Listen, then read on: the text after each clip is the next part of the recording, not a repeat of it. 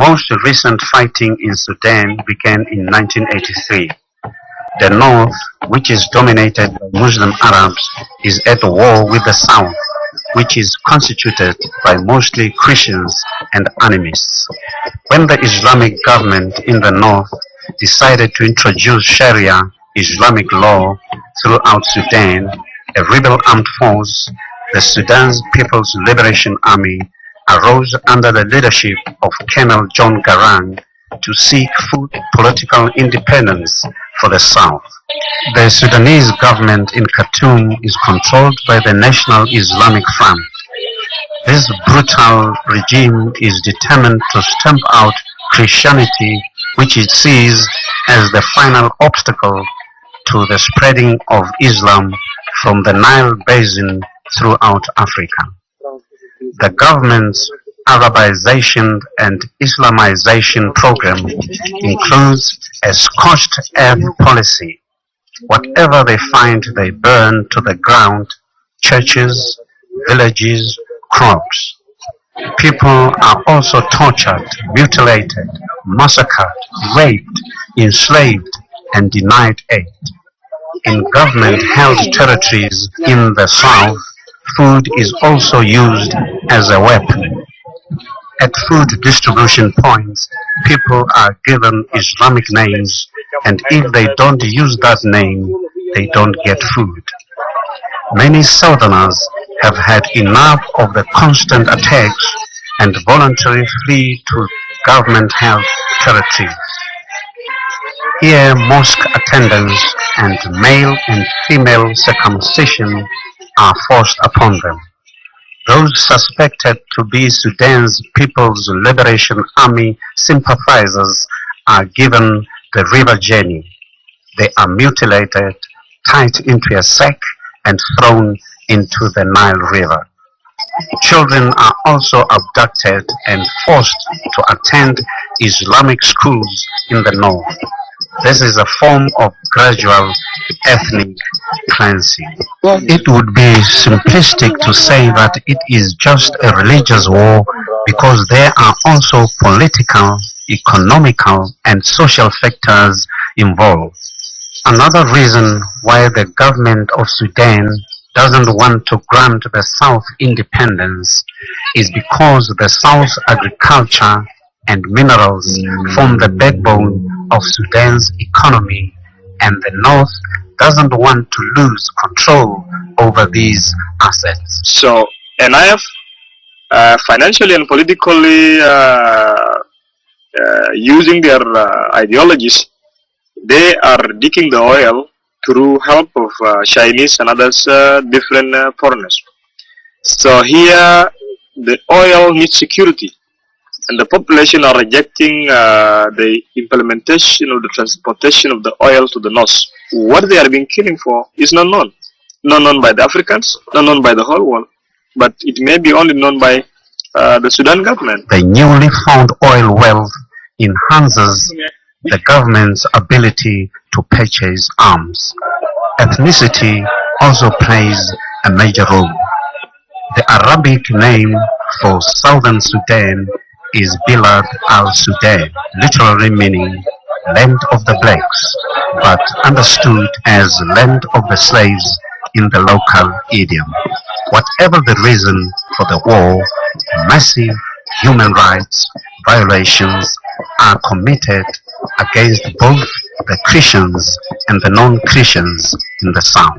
In an aerial bombing on a school in the Nuba Mountains, 14 pupils and one teacher were killed and many injured. A helicopter gunship from the government of Sudan had flown over the school just 2 days prior to the attack, possibly identifying targets. The nearest building to the school was some 150 yards away. There was no evidence of a military garrison in the area, as the government later claimed. It was a cold-blooded attack on innocent children. For one mother, Salwa, that Tuesday morning started like any other. She and her 4 children rose at 5:30 a.m. and started preparing for the day. The 9-year-old son complained that he did not feel well. Thinking it was possibly malaria, his mother said he could stay home and suggested that his twin sister also stay at home.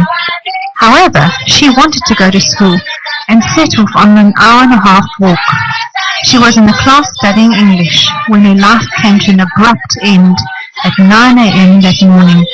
This was the second tragedy for the mother. Her husband was killed in 1997 during a government raid. Another mother died of a heart attack after seeing her daughter's decapitated and mutilated body. The local leaders in the area believe that the consistent attacks are connected to the oil pipeline that flows from the south through the area. The objective seems to be to drive these innocent farmers from their land in order to control the land and the oil. This is just one example of the suffering inflicted by the Islamic government. People are also bowed down by continuous droughts and human-inflicted famine caused by the burning of crops. More than 2 million people have died in Sudan since 1983 as a result of either the war or the famine. 5 million more Sudanese people have lost their homes and are internal refugees within the borders of Sudan. The biggest needs that people have to survive are shelter, food, and medicine. Communities have also deserted their villages because it attracts the attention of the enemy. Families now live under trees deep in the bush to avoid attacks from NIF and pro-government militias. Often a whole family shares one small dwelling. Yeah, as you see, we are living in the leaves of trees, and all our children also they sleep with us in this under this tree. A co-worker remarked after returning from a delivery. One night a thunderstorm came up, and the trees were our only shelter. The lightning was striking, and I was thinking that it's only 1 or 2 nights for me, but these guys live with it. In certain areas there is no food. People eat leaves from trees. And we are afraid even this tree is a little bit not enough for everybody. However, they try their best to divide it into the families. Each and every family has to have its own tree. Others eat water lily plants from the river, which only help to ease the hunger pains, but don't have much nutritional value. Many rivers are dry or have no fish because of the low water levels. A group of about 20 women smoking a long pipe said that they smoke to ease their frustration. Many of them have lost their children to disease. To them, smoking is like food. A female deacon claimed that her husband divorced her after she had lost 6 children due to sickness. The husband maintained that she was responsible for the death of the children. She noted with a lot of bitterness, Sudanese women have no say in the marriage relationship. One woman lamented, "Cover our nakedness," and another echoed her cry, "We are ashamed of our nakedness," for it is unusual for the Sudanese woman to be naked in public. But the current situation has forced us to behave in such an awkward manner. The village chief expressed his concern about the children. The children are growing like grass and have nothing to do. These children don't go to school. The chief felt that although there are many willing organizations, they have not heard the cries for help. The children need education to ensure that they will have opportunities when peace comes. A co-worker took tennis balls along, which provided hours of joy to these kids who would otherwise have no toys and live in constant fear of attacks. In 1998, students turned up at Open Doors Theological Leadership Training courses, so famished that they could not keep awake during the classes and stay on their feet. This triggered off our Relief Aid project. In the first 6 phases of the Relief Aid project, 402 tons of relief aid and 3 tons of Bibles and literature were delivered with 95 flights. The relief aid consisted of jerry cans, cooking pots, clothes, blankets, food, medical kits, salt, mosquito nets, and other things needed for survival. There were nobody. We talked with many people, but the people are appearing to come in. when we met, we was open door. They were open the way with Bible and the medicine. We concentrated on the areas not reached by other humanitarian organizations. To avoid attacks, we often had to deliver during the rainy season when the enemy wasn't around. These difficult conditions complicated the matter further. People often have to walk many hours in extreme heat and with little food and water to reach the distribution points. They also face the danger of being attacked by government-supported militia. With the latest deliveries, airdrops were done. It is more cost-effective, and in certain areas, the landing strips are not good enough for heavier aeroplanes to land on, or the area is simply too insecure. An open-doors worker was dropped off a day in advance with a smaller plane to coordinate everything on the ground and to clear the area. At one distribution point, people waited for 4 days with very little food and water to receive just a handful of food. The only people not pleased with the relief aid are the witch doctors or spear masters, as they are called in Sudan. One commented that Christianity and modernization are making them unpopular, especially the arrival of the food relief. The people are realizing that they are benefiting less from the witch doctors. Open Doors sent a medical doctor into southern Sudan.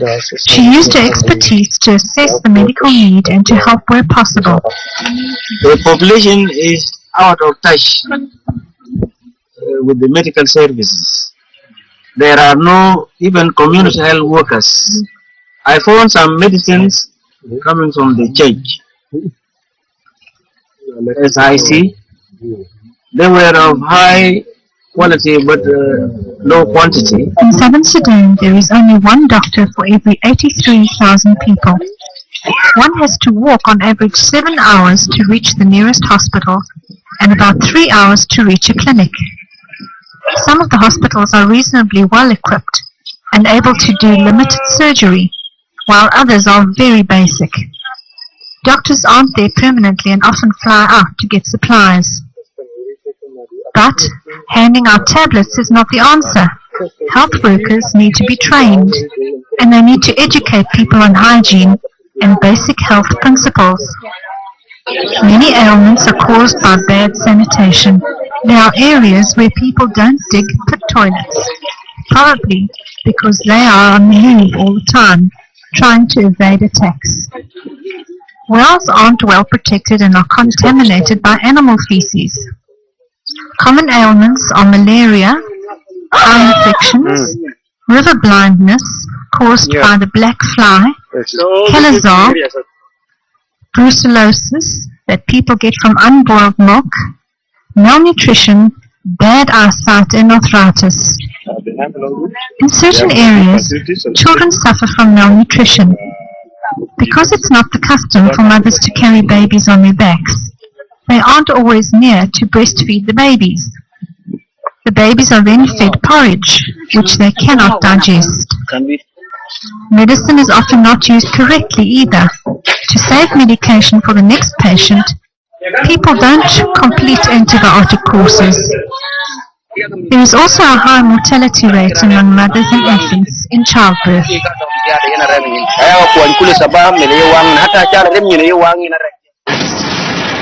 Many people object to simply handing out relief aid, arguing that people develop a dependency mentality. Our goal, however, is to get the people self-sufficient, and the Sudanese share this vision. That is why seed and implements are also distributed. Now it's enough. We don't want to depend on somebody. It's enough that people have been depending on relief things. Now whatsoever we get, if you get, say, seeds or somebody, a well-wisher, like what we have got, we don't want us to distribute, to give it out freely. Many women in Sudan are widows or grass widows due to the war, and often they turn to beer brewing to support their families. In one community, a Sudanese pastor's wife decided to do something about the situation and approached open doors.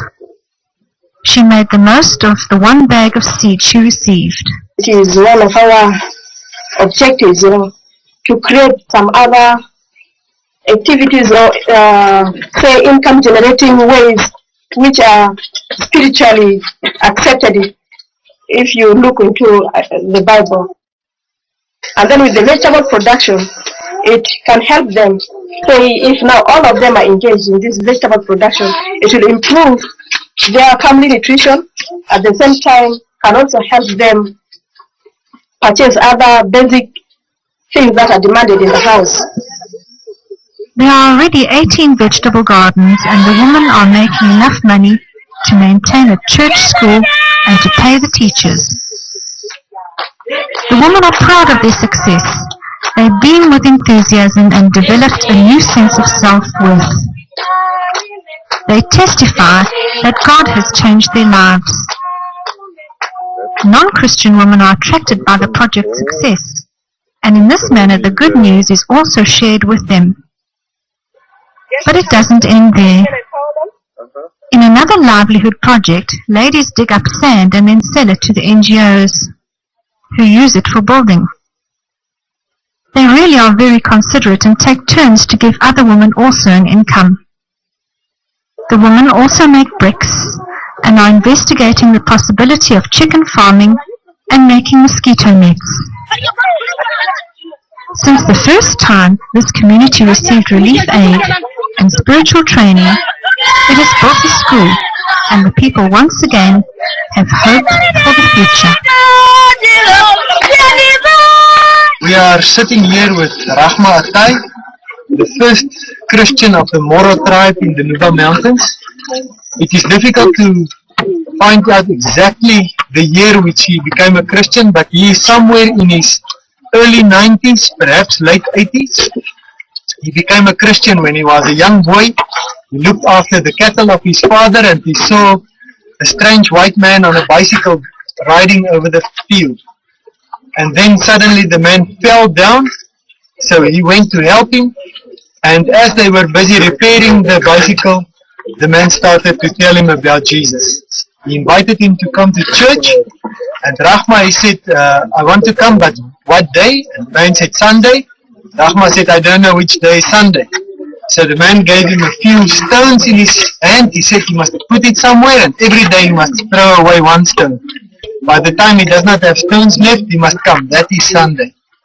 So Rahma started to attend church, and after a time, through the goodness of God, he accepted Jesus as his Savior.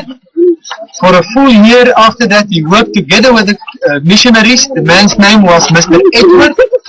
They went around and preached at different places, and then Rahma decided that he can also bring the message on his own.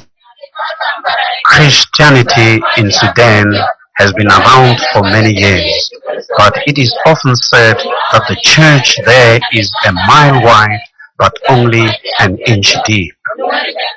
Church leaders have been basically given a first-hand training, that is how to read the Bible and, in their own local language, and they are all capable to read their own local language. But they have not been taught how to teach, how to preach, and how to interpret even the gospel and the qualities of the leadership. These are the things they are lack of. They want leadership training. They want basic biblical training so that they can be able to spread the gospel to the rest and teach the churches so that they cannot be showing. Because most of the Christians who have come to Christ are now again falling back to African tradition because of the teaching problems. Open Doors would like to assist the Southern Sudanese to live beyond survival by strengthening them spiritually. That is why training and Bible distribution are priorities to us.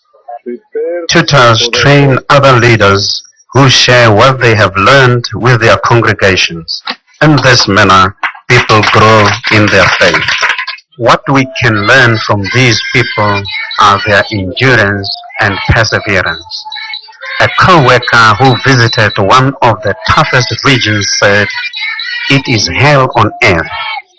You can't run to a comfort zone." We often say God has forgotten us, but these people have nothing, but they can still afford a smile. You should be a warrior in the word of God, not with a spear doing this, jumping around with a gun. I'm impressed with the dedication and the zeal that I see in you. And I'm encouraged to see that progress is being made. I pray that you will never give up.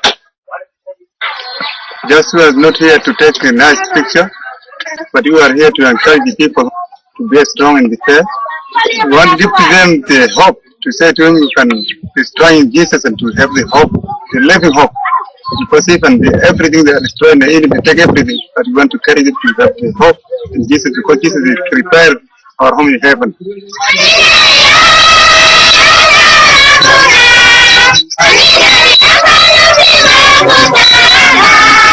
Amina